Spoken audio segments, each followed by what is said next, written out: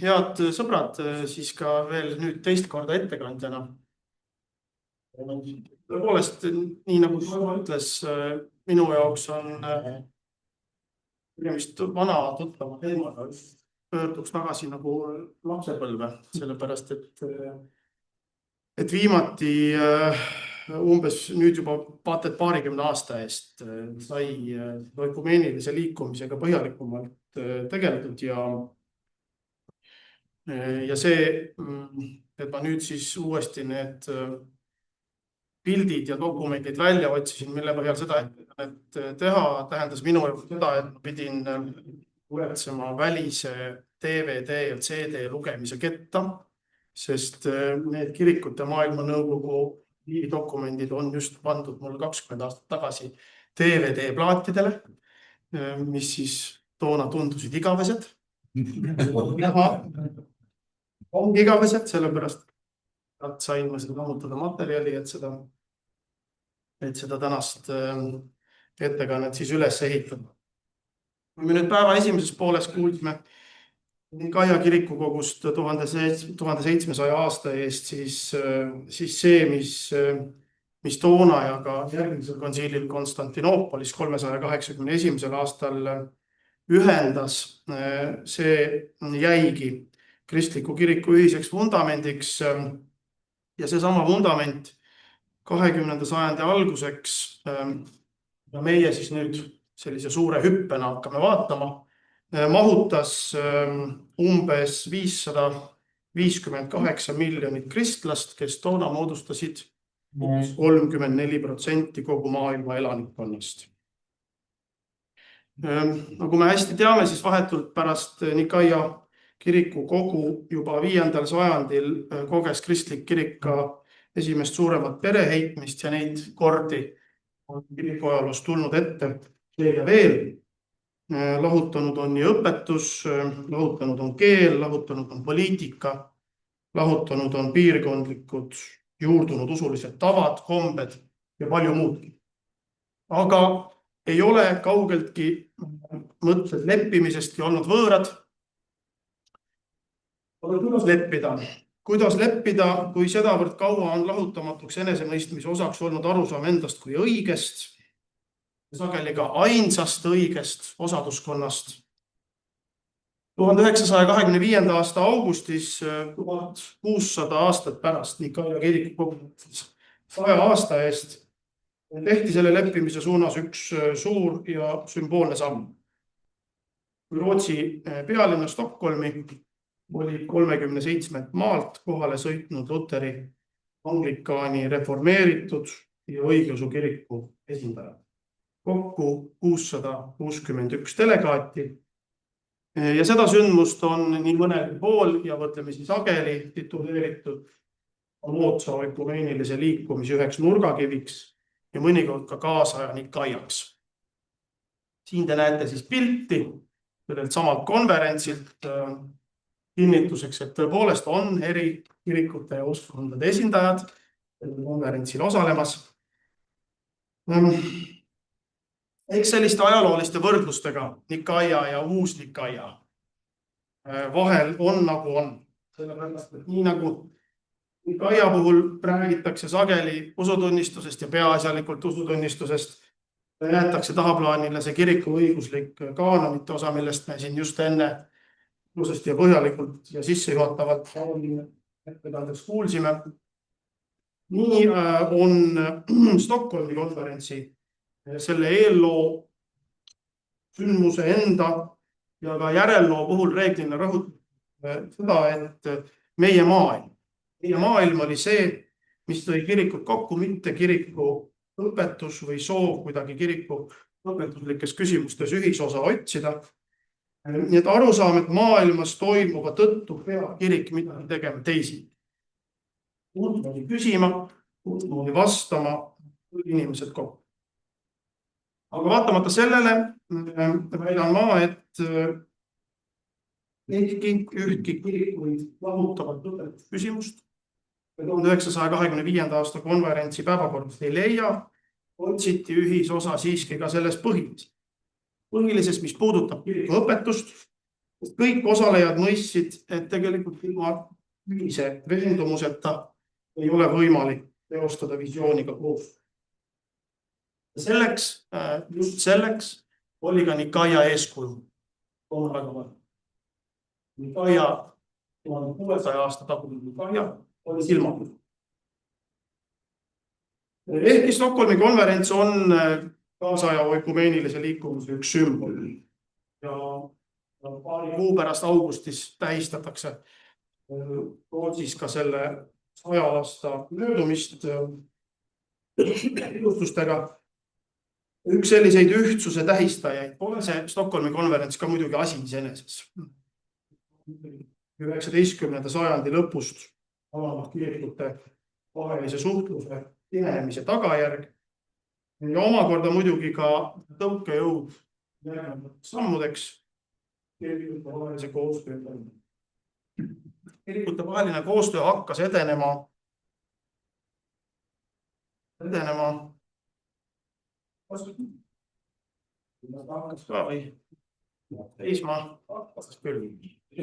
hakkas edenema 19. sajandi lõpus, 20. sajandi esimestel kümnenditel.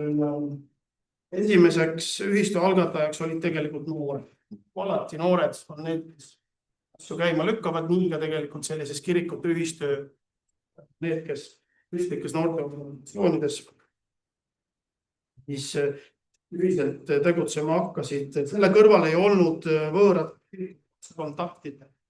Uurenemised näitame osamad mille siia on sellest, kuidas ka eesti keeles toona ilmus käsitlusi sellest, anglikaani kirikud lähenesid 19. sajandi lõpus. Selle autoriks on siis siin Tartu Ülikoolis töötame meie oma kolleeg Vassili Martin. 1910. aastal toimus esimene ülemaailmne missiooni suur konverents ja selle baasil siis formeerus 1921. aastal missiooni nõukogu, mille sooviks oli oma tegevusse haarata ühiskond Euroopas, aga ka toonases mõttes paganlik ühiskond, mida siis mõisteti see kõik ja missiooni konverentsil arutati salata koloniaalses võtmes. Eesmärk oli erikonfessioonide ülest missioonitööd korraldada selleks, et paremini missioneerida koloniaalimpeeriumides. Aga selle kõrval pöörati tähelepanu ka tõesti nendele ühiskondadele, kus Kristus oli olnud siis noorduks juba sajanditest ehk siis Euroopas. Ja just sellest samast missioonitööst, kui nüüd lühidalt veel markeerida neid oikumeenilise liikumise algust, on paljudele teist ka kohta.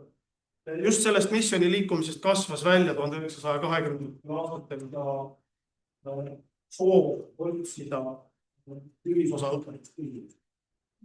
Ja selleks 1920. aastal pärast esimest maailmasõda toimus Tempis suur konverents, millest 137 kirikutu ja siin siis taaskord reformatsiooni tulemusena sündinud kirikud ja õigeusu kirikud. Kirikud tegelast, kus siis pandi paika esialgsed rajajoonet nüüd edasi minna. Ja nii nagu alati õpetusliku ühiskuda alustamine on tahtanud keerulisem ülesanne ja selle tõestuseks ei suudetud aastaid korraldada. Suurt planeeritud maailmakonverentsi. Lõpuks toimus 1927. aastal ja selle tulemuseks mingis siis missiooni liikumise kõrval teine põhiline suur oikumeenilise liikumise haru, siis eesti keeles usu ja kiriku korraldus, inglise keeles faith and order liikumine, mis tegelikult tegutseb ju praeguseni karmina kirikute maailma ütles ja diskussiooniga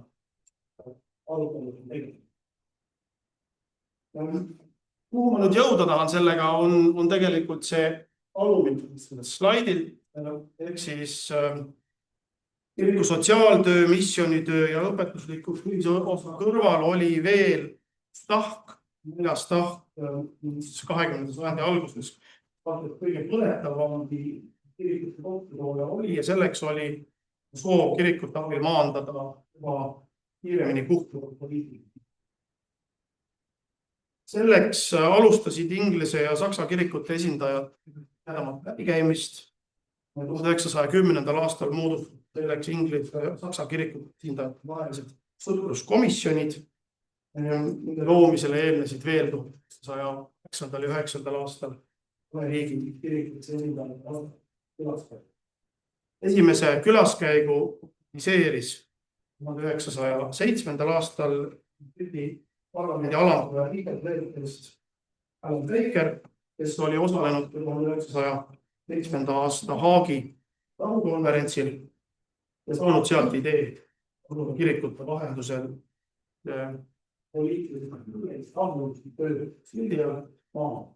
ja sellest kasvas välja idee luua maailmaorganisatsioon.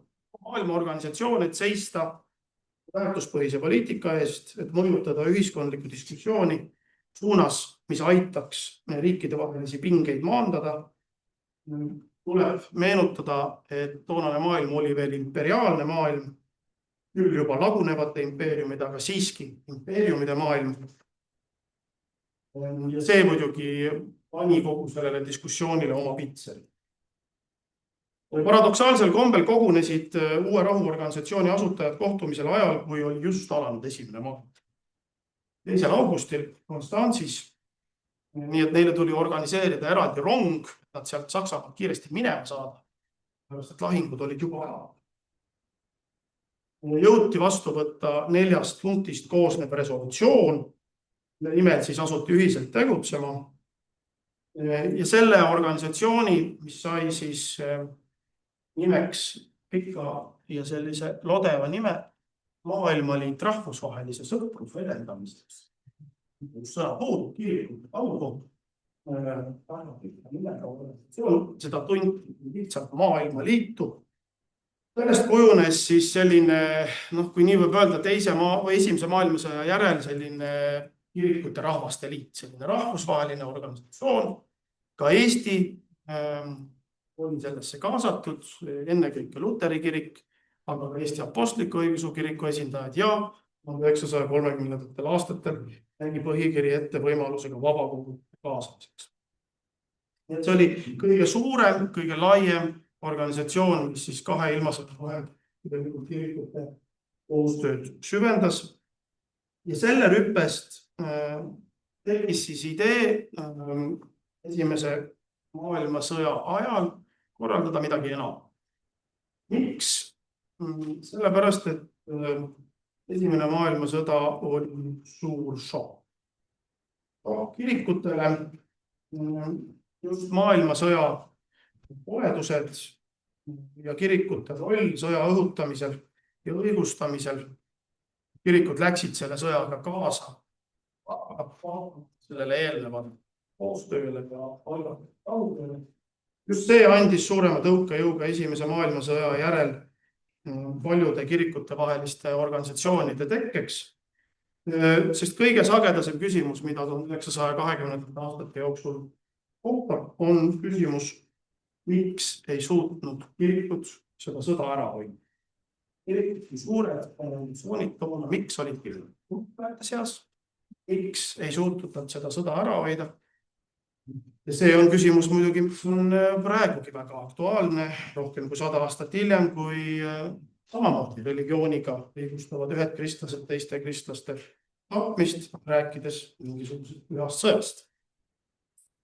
Aga esimese maailmasõja lõppedes samamoodi. Siis kirikutegelaste šokk suur ja see motiveeris kirikute esindajaid tegema kõik, et selline õudus enam kunagi ei korduks. Konfessioonide vahelised õpetuslikud eripärad sooviti seetõttu jätta tahaplaanile ja üha enam hakati rõhutama siis just kiriku ühiskondlikku sotsiaalset rolli. Kirik on see, kes kuidagi ühiskonda stabiliseerib, kuidagi konsolideerib erinevad jõud, ideoloogiad, üheks selliseks suureks. Ja selleks tehti juba 1917. aastal esimene üleskutse, seda siis neutraalsete riikide poolt, ja seda juhtis Rootsi peapiiskop Nathan Sköld. Sellel ei ole jällegi kumbidite väike tähtsus ka Eesti jaoks, sest ta oli üks suur Eesti sõber, nii kiriklikus mõttes kui ka riiklikus mõttes, soosides siinset Luteri kirikut ja haarates seda siis Põhjamaade kirikut. Eesti toona võitles suuresti, et saada Põhjamaade hulka kiriklikult Söderblom Luteri kiriku sinna viis, aga mitte ainult, vaid ta suutis ka riiklikult Rootsi esindajana käia siinsamas Tartuski mitu korda. Olemas Pärga sinna samma lähedal oleva Gustav Adolf Jalamäe. Ja just tema on see, kes siis algatas suure ühispöördumise, millega pandi siis valgevaaste riikide Rootsi, Taani, Norra, Holland ja Šveits nende kirikutegelaste poolt, kes kutsusid üles säilitama maailmas rahu ja jääma siis juba käimasolevas sõjas. Ja just tema on see, kes 1919. aastal, kui esimene maailmasõda läbi sai, käis välja idee, et kirikud peaksid tulema kokku et siis asja edasi arutada. Ja sellega seoses tuleks natukene rääkida Nathan Söderblomi visioonist, sellest, et milline oli tema arusaam. Siin pildi pealt teda näete ka keskel Uppsala ülikooli audoktori kutsiga istumas. Söderblomi enda elu, võiks öelda, kinnitas või andis hoogu tema visioonile, sest just see Söderblomi visioon oli see, mis kogu 1925. aasta konverentsi kandis. Oli töötanud Pariisis Luteri vaimulikuna, korraldanud Luteri kiriku läbirääkimisi Anglikani kirikuga, suhelnud oikumeenilise patriarhaadiga.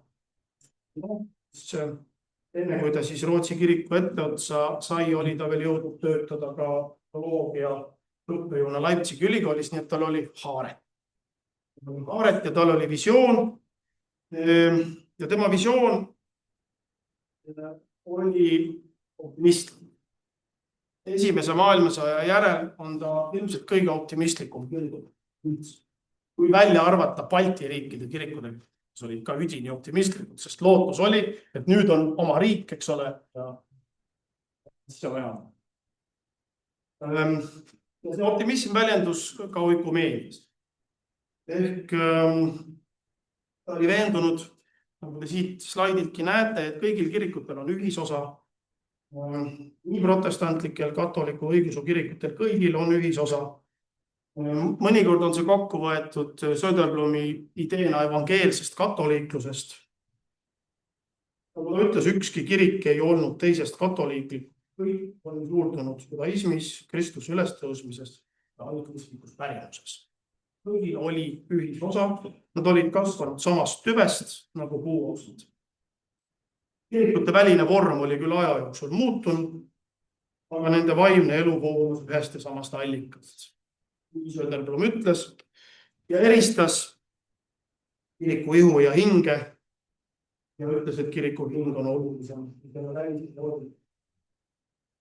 Ta otsis seda ühist ja ütles, et selle ühise juures ei pea kirikut loobuma oma ajaloolistest ja ajaloolistest tõekspidamistest, ei pea kuidagi ühinema ka õpetuslikes küsimustes, vaid tuleb elustada maailm usu, lootuse ja armastusega, aidates seeläbi kaasa inimkonna ühtlusele ja rahu. Kõlab väga ilusa ideaalina, aga tõepoolest Söderblom suutis selle ideaali järgi ka elada ja tegutseda. Ja selle sõnumi esitas ta siis ka 1925. aasta Stockholmi konverentsil, öeldes lühidalt, et Nikaia kirikukogu 600 aastat varem dogmaatika pärast, aga tänapäeval on Nikaia eetikat praktilise kristluse jaoks. Et rõhuasetus on muutunud. Kui nagu ta lühidalt seda Stockholmi motiivi kokku võttis, õpetus võib küll lahutada, aga teenimine ühendab. Ja seetõttu on siis ka seda Stockholmi konverentsi mõnikord nimetatud kas praktilise ristiusu või ka tegelikult ristiusu. See konverents kutsuti kokku pika eeltöö tulemusena. Siin te näete ühte kutsejat, kes on kokku puutunud suurte kirikute koostööorganisatsioonidega, need teavad suured masinavärgid. Ja nii ka see on üks suur masinavärk, võttis aega 5 aastat, et siis seda suurt maailmakonverentsi kokku kutsuda ja et need teemad paika saada. Nii et see ei olnud sugugi mitte selline üle toimunud sündmus. Kaugel sellest, tegemist oli väga pikalt planeeritud. Aastatel 1920–25 toimus siis 4 ettevalmistavat koosolekut, viimane 1924. aastal Oxfordis ja te näete siis neid teemasid, mis kokku lepiti 1922. aastal. Ja konverents ise toimus 1925. aasta augustis. Siin te näete sellises julges positsioonis ka Nathan Söderblumi ennast, kes 1930. aastal sai selle konverentsi ja kogu oma töö eest ka Nobeli rahupreemia.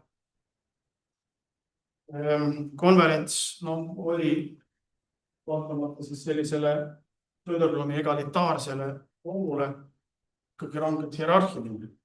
Te näete seal siis Rootsi kuningat, kes seal istub, tervitused ja kogu see ülesehitus oli üles ehitatud ikkagi sellist toonast Rootsi riigikiriku mudelit pidi. Osalemas olid seal siis Luteri, Anglikani, reformeeritud ja nagu öeldud ka õigeusu kiriku esindajad. Läbirääkimisi oli peetud Rooma-katoliku kirikuga. Rooma-katoliku kirik oli asutanud 1914. aastal omaenda rahuorganisatsiooni. Aga ametlikult Rooma-katoliku kirik siis toona ka vaatlejana osa ei võtnud, küll aga olid seal eraviisil tulnud katoliku preestrid, kes siis osa võtsid. Ka Eestist oli seal delegaatidena terve rida inimesi, eesotsas siis Eduard Tenmanniga, jällegi meie kolleegiga siit samast Tartu Ülikoolist, kes siis oli 2 ilmasõja vahel rahvusvahelises oikumeenilises liikumises kahtlemata kõige aktiivsem tegelane. Teemade ring, mida näete nüüd veel siis seda konverentsi korraldati, teemade ring oli väga lai. Iga päev anti välja siis selline bulletin, ajaleht, mis oli siis sisustatud eelmise päeva diskussioonidega, mida siis oli arutatud, ühesõnaga see oli selline, see näitab siis seda organiseerituse taset, eks ole. Kuidas siis asi korraldatud oli, teemade ring oli lai, nagu te nägite. Selleks, et seda siis kuidagi hallata, moodustati konverentsid siis komisjonid.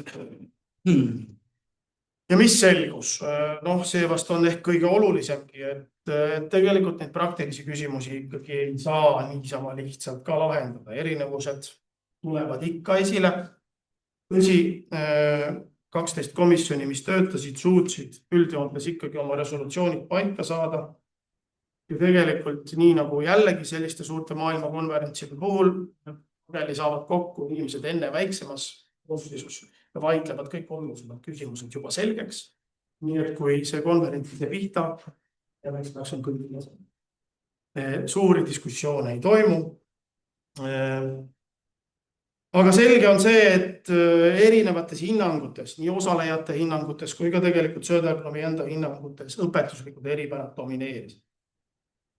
Küsimuste lahendamine ei saanud ka üle ega ümber õpetuslikest erimeelsustest. Seetõttu on räägitud Stockholmi konverentsist ka kui konverentsist, kus oli palju suhtlust, vähe mõju. Ehk teisisõnu, see oli esimene ülelaam. Konverentsi lõpuks jõuti siiski vastu võtta läkitus. Seda läkitust näete te siis nüüd siin ka eesti keelde tõlgituna, mis näitab ka seda, oli see haaratuse tase, et erinevad riigid siis katsusid seda mõtet levitada. Küll mitte tasuta, nagu te näete, vaid väikese tasu eest see mõte levis. Hind on siiski 5 marka selle bulletini eest. Aga see sõnum on ilus ja see sõnum on lootustandev. Me veenduti, et kirikutevaheline koostöö on võimalik, sest kontekst on siin siiski päris oluline. 10 aastat ei olnud Lääne-Euroopa, rääkimata maailma kirikujuhtidest omavahel üksteisega kohtunud ega ausalt silma vaadanud. Oli ka hetki, kus näiteks Saksa delegatsiooni liikmed lahkusid poolträkutelt, aga naasesid hiljem. Nii et see kokkuvõttes on selle Stockholmi konverentsi puhul tähtsustatud mitte niivõrd seda resolutsioonide vastuolumist või ka seisukohtade kujundamist, vaid pigem siis just nimelt seda, et see lõi tingimused järgnevaks koostööks. Ja ei tasu unustada, et just Söderblumi algatatud liikumine oli ka missioni liikumise ja usu ja kirikukorralduse liikumise kõrval üks 3 tugisambast, millele toetudes kutsuti 1937. aastal ellu ka kirikute maailmanõukogu, mille liikmeskonda arvati Eestist 1930. aastate lõpus nii Eesti luterlik kirik kui Eesti apostlik kirik. Nagu me teame, siis kirikute maailmanõukogu asutamiseni jõuti siiski alles 1948. aastal. Nagu me ka teame, maailm taas kardinaalselt muutunud. Aga lõpetuseks tahaks ma tsiteerida seda sama Söderblumi, seda suure visiooniga meest ennast, tema tagasivaatavat väljaütlemist Stockholmi konverentsi kohta. Ta ütles, kõik targad inimesed arvasid, et see on võimalik. Kui oli üks arvutamatu tegur, saanud kuidagi moodi hinnata, võõdetamatu tegur, usk, mis usub võimatusse, sest see usub Jumal. See, mis juhtus, ei toimunud kergelt, vastupidi, nõudis suurimat pingutust. Ma arvan, et seda Söderblumi visiooni kandmist, Stockholmi vaimu esindamist vajab kristlik kirik ka tänapäeval, vahest isegi rohkem. Aitäh! Kas on täiendusi, kommentaare, küsimusi? Olge head.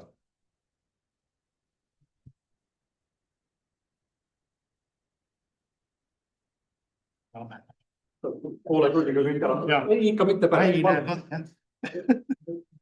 Paari sõnaga võib-olla lihtsalt ära markeerida, et nüüd tänaseks näiteks kirikute maailmanõukogu või ka see, need varasemad asjad, mis sa mainisid, et loodi, et mis nende roll nagu tänases maailmas on, kas on täiesti?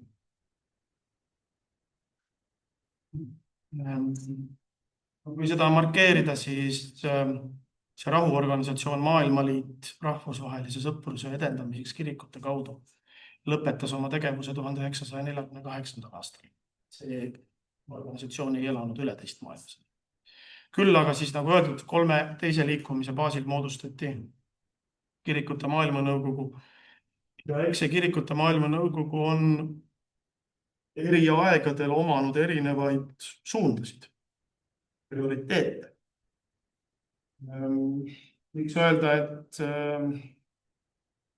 meie jaoks siis nõukogude okupatsiooni ajal tema prioriteediks justkui siis ida ja lääne lähendamine.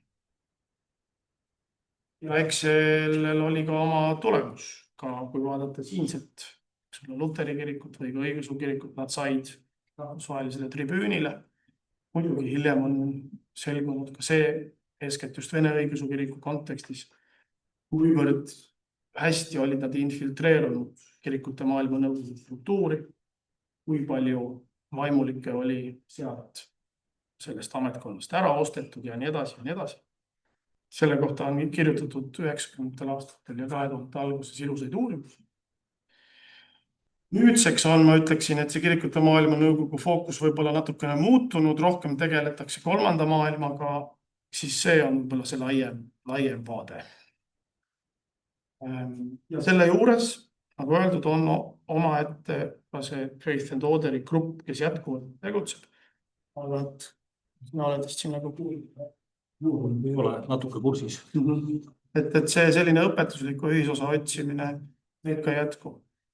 aga selle kõrval ma pigem toonitaksin seda, et on terve rida muid osalusi. mitte ainult see kirikute maailmanõukogu, see foorum, see osalus, et saavutatakse. et see olgu see siis luterliku, noh, me siin hakkame väga kuulma nendest, ma ei taha seda kõik ära rääkida, aga olgu see siis luterliku maailma organiseeritud õigeusu ja luteri vaheline dialoog või siis meil on siin see KEK ehk siis Euroopa Kirikute Konverents, eks ole, no erinevad organisatsioonid, mis kõik tegelevad sellega, et leida mingisugust sellist ühist pinda. nii et see on muutunud. Need kõik, kes on siin üht või teistpidi seotud loomulikuks osaks. See, et siin ka täna oleme näinud, see on ka Eestis muutunud. Viskab Marko Tiitus. Ja aitäh ettekande eest, et minu küsimus ka pigem tuleks tänasesse päeva, et sa viitasid oma ettekandes sellele Esimese maailmasõja järgsele meeleolule, kus kirikud olid blokeeritud ja tundsid oma vastutust siis mingis mõttes, et jäeti midagi tegemata, et see sõja puhkemine sellisena ära hoida, et kui sa nüüd jälgid tänase kristlaskonna meeleolusid ja jättes võib-olla kõrvale Moskva kirikud ja nende retoorika, et aga vaadates siis Lääne-Euroopa kirikuid, et noh, et kui palju võib tajuda, et see sõjaoht jõuab kirikuteni või mil määral seda teadvustatakse omaendaga väljakutse ülesandena, et noh, mulle endale tundub näiteks evangeelsete kirikute osadus Euroopas, kus ma olen liiga palju mitte, et on teatavad üksikud resolutsioonid küll, mida siis saadetakse, eks ju, kirikutele 8. mail või mingid palvetekstid seksuaalsed, aga et ega ei osata midagi kirikutena väga palju teha. Ma olen sinuga nõus. Ma olen sinuga nõus. See on pigem individuaalsel tasandil. See, kuidas suhtutakse või milliseid seisukohti võetakse. Kollektiivselt ollakse oluliselt tagasihoidlikumad. Kui inimestega rääkida, siis arusaamine on inimestes küll olemas, ka Lääne-Euroopas. Alati aga on, aga see, et kirikute vahelised organisatsioonid oleksid praegusel hetkel eestminejad, ka näiteks selle sõja õiglasel hindamisel, seda küll kahjuks öelda ei saa. Lihtsalt üks selle probleemiga nüüd üks näide, mis näitab, kui keeruline sõja ajal on ju see küsimus, et kuidas kirik võib, kas ta peab seisukohta võtma ja nii edasi, et kiriku kontekstis on suhteliselt tuntud üks sündmus Esimese maailmasõja ajal. See oli aastal 1916, siis Rooma paavst, kelle nimi oli tol ajal Benedictus XV, tegi ka nagu oma üleskutse rahule Prantsusmaale, Inglismaale, Saksamaale, Austria riigile ja Venemaale. Ja paludes, et nad lõpetaksid. Ja keegi ei vastanud, välja arvatud Austria. Austria oli ainukene riik, kes vastas ja ütles, et nemad oleksid nõus alustama läbirääkimisi. Aga näiteks Prantsusmaal, kus katoliiklik riik võiks olla, isegi kui tol ajal valitsus oli peamiselt, seal olid vabamüürlased. Ja seal oli väga tuntud see, et tol ajal see kõige suurem teoloog Prantsusmaal, üks dominiklane, kelle nimi oli Sertillange ja väga suur teoloog, siis Jumala ema kirikus pidas jutlust mida tol ajal peeti just nagu mitteametlikuks vastuseks Prantsusmaa poolt paavstile, kus ta ütles, et Püha Isa, me peame teile vastama nagu evangeeliumis poeg vastab oma isale, et meie ei lähe sinna, kuhu teie tahate, sellepärast, et sakslane mõistab ainult jõudu ja nii edasi. Tähendab, on inimesed, kes näevad tagantjärgi muidugi sa mõtled, aga kuidas üks kiriku inimene võib sellist juttu ajada, eelkõige arvestades sellega, et tema kiriku pea ütleb just tehke rahu, eks ole. Aga ja selline väga suur teoloogia, väga tark mees. Aga vahel sõja ajal emotsioonid on sellised, et isegi kõige kompetentsemad inimesed, teoloogid ja nii, annavad sellist sõnumit, mis selle tagantjärgi saad aru, et see ei olnud õige, eks ole, ega adekvaatne. Aga sel hetkel see teoloog siis arvas, et see oli see, meie ei saa otsida rahu. Muidugi tol ajal peab ütlema, et asjad igas kirikus, ma arvan, läksid üsna kiiresti, sest täna pärast seda ei saanud enam kunagi õpetada ülikoolides, teoloogia ülikoolides. Tänapäeval ma ei tea, kas selline karistus oleks võimalik. Aga tol ajal oli lihtsalt see näitab, et see on raske küsimus ja on inimesed, kes võib-olla näevad rohkem ja nagu paremini, kuidas kuhu minna ja teised, kes isegi kui nad on väga kompetentsed, lihtsalt on osa oma ühiskonnast, eks ole, ja sellest ei jõua nagu distantsi võtta. Lihtsalt selline. No pluss seal on veel ka see tahk, et Prantsuse katoliklus on nii komplitseeritud selle esimese maailmasõja ajal. Seal on nii palju erinevaid gruppe, just ka selles võtmes, et kuna see 1905. aasta seadus on veel nii värske, siis on ka neid katoliklasi, kes süüdistavad esimese maailmasõja alguses. Et vot see on nüüd see süü, et Prantsuse riik on käitunud meiega niimoodi ja nüüd me saime sõja. Et see ei ole ka selline, et jah, aga ma arvan, et mida edasi see sõda läks, seda rohkem seda just alalhoidlikkust. Sest iga sõda paratamatult tekitab alalhoidlikkust. Kui sa tunned, et sinu eksistents on ohus, siis tekib teatav alalhoidlikkus. Ja alalhoidlikkus, mis seal siis peegeldab. Ja, ma tahtsin kommenteerida seda, mida kirikud tänapäeval teevad. Lihtsalt on olnud natuke kokku puutunud Euroopa kirikute konverentsis, mille peaassamblee toimus Tallinnas üle-eelmisel suvel. Siis ka seda korraldades nagu tegelikult see juba oli teemad ja kõik oli välja kujundnud, aga siis oli sõda. See küsimus, et tulla Tallinnasse oli märk, tegelikult tulla piiri äärde oli märk kirikute poolt ja tegelikult see ei paistunud võib-olla nii hästi suures plaanis välja, aga algul kirikute vahelised suhted seal ikka korralikult. Ukraina kirikud olid kohal, nendega ikkagi käis see koostöö ja tegelikult kogu see organisatsioon on hetkel ikkagi pööranud oma selle kogu selle nagu olemasoleva eksistentsi, selle rahu teema ümber. Probleem on selles, et kirikute hääl Euroopas on nõrgaks muutunud. Ehk siis tegelikult nad püüavad, aga ressursse on vähem, see suhtlus ka poliitikutega on ikkagi aina enam nagu keerulisem. Et see osa ka see tundus. Suur tänu ja aitäh nende küsimuste ja kommentaaride eest.